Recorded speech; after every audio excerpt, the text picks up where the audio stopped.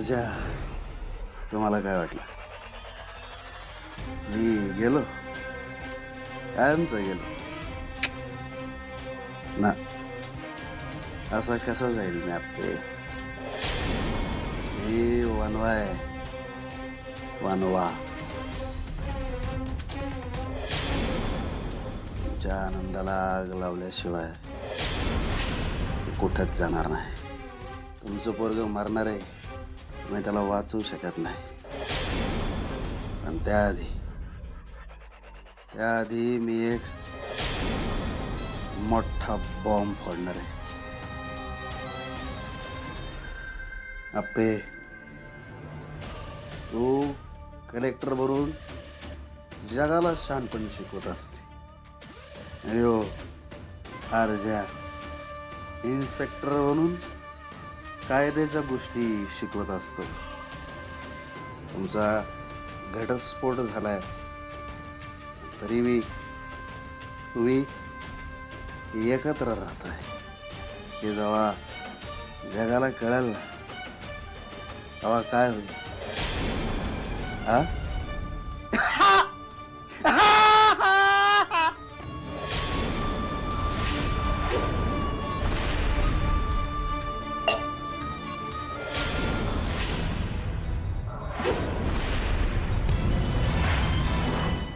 मीच फोन केला होता. मी मानिक गुले. काय आहे, उद्या तुमच्या प्रेसला सुट्टी असते ना, म्हणलं तुमचा उगाच हेलपाटा नको व्हायला. बोला ना, काय काम होतं? एक बातमी द्यायची होती, पेपरात छापायला. आपल्या एका बातमीचे रेट माहिती आहेत ना? पैशाची काळजी नका करू, बातमी फक्त फ्रंट पेजला पाहिजे. फ्रंट पेजला बातमी पण तशीच लागते. बातमी पण तशीच आहे आणि पैसे पण तसेच आहे. काय बातमी?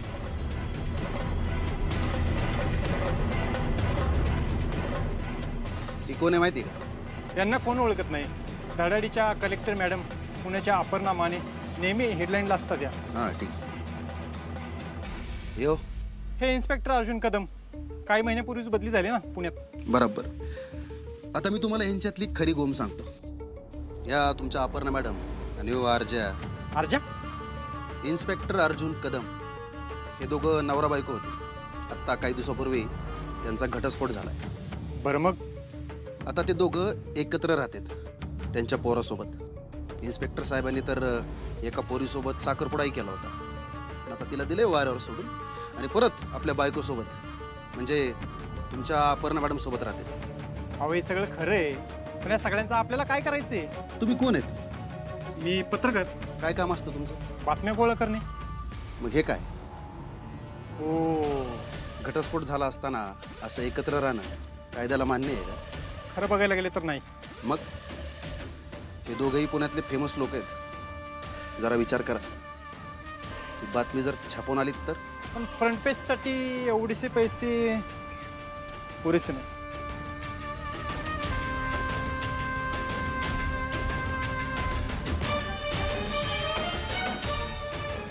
तुमच्या रेटपेक्षा जास्त आहेत. वरचे तुम्हाला ठेवा चहा पाण्याला.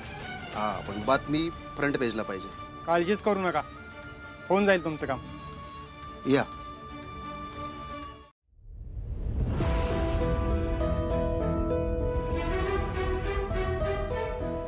रुपाली ताई,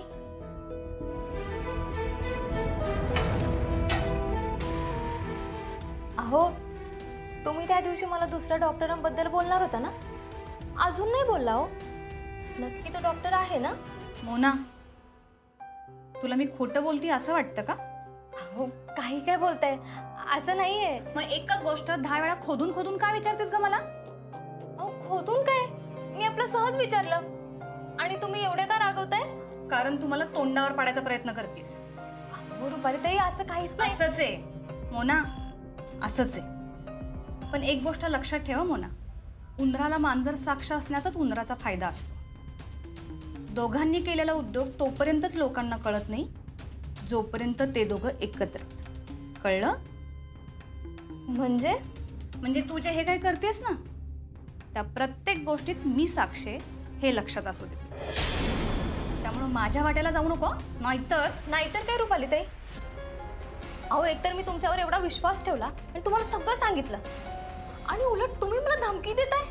अहो चक्क ब्लॅकमेलिंग आहे. असू देत ना, ब्लॅकमेलिंग तर ब्लॅकमेलिंग. तू तुझी कामं सोडून नको त्या चौकशा करायला लागलीस तर मी काय तुला पाठीशी घालू? हां मोना, आत्तापर्यंत मी जेव्हा जेव्हा अडकले ना तेव्हा तेव्हा तुझं मी एकदाही नाव घेतलेलं नाही आत्तापर्यंत. लक्षात आहे ना तुझ्या? लक्षात आहे माझ्या. पण रुपाली ताई, मी असं काय केलंय हो जे तुम्ही सगळ्यांना सांगणार आहात? अगं तू विसरतेस का? अपर्णा आणि भाऊजी तुला एकत्र आलेले नकोय म्हणून तू आत्तापर्यंत प्रत्येक गोष्टीत मला साथ देत आलीस. आणि मनी मावशी बद्दल सुद्धा तुला आधीच माहिती होतं, तरी सुद्धा तू घरात कोणालाच सांगितलं नाहीस. आणि ही गोष्ट जर घरात सगळ्यांना कळली तर काय होईल याचा विचार केलास का? अहो रुपाली ताई, तुम्ही तू ना माझी अजिबात काळजी करू नकोस.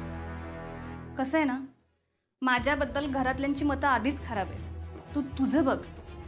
एक गोष्ट लक्षात ठेव मोना, नको तिथं तुझं हे टिचबर नाक जर खुपसायचा प्रयत्न केलास ना तर तुझा सगळा पाडा घरच्यांसमोर वाचायला वेळ नाही लागणार मला. कळलं? अहो रुपाली ताई, काय चाललंय? अपर्णा, अगं आवरलं पण होय तुझं? हो ताई, ऑफिसला निघायचंय ना. महिलांसाठीची योजना सुरू करायची आहे, अधिकाऱ्यांसोबत मीटिंग आहे. वंस तुम्ही नाश्ता करून घ्या. हो. मोना,